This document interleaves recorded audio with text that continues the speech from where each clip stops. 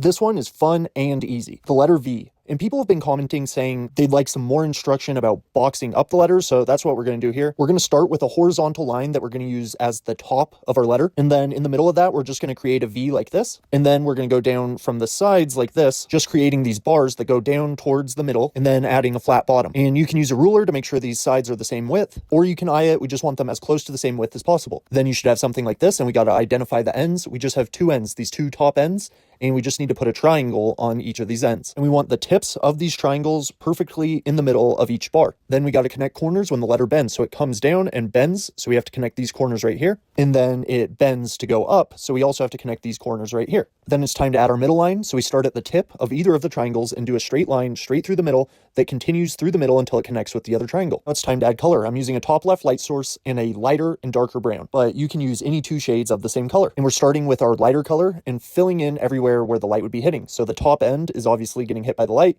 and then this left side of this section right here. And then this next one might seem a little tricky, but really it has a very obvious top and bottom. The light's not going to hit the bottom, it's going to hit this top part, so we're going to fill this in with the lighter color. Then this next section has a very obvious left and right. We're going to fill in the left with the lighter color, and then this top end obviously gets the lighter color as well. Then we just got to grab our darker color and fill in all the other areas. These are all the areas that are either on the right or the bottom. Now it's time to add highlights. I'm using like this light brown kind of khaki color. You can use white or a lighter shade of whatever colors you use. We're just going around the entire edge of every light colored section. Now it's time for a drop shadow. I'm using black for this, and we're just adding a drop shadow to the exterior of the dark colored sections like I'm doing here. And then here's a trick for y'all to really make it pop. Take your dark color and do another like really juicy coat along the edge of the dark colored sections like this, and it really makes it pop and really gives it that beveled effect.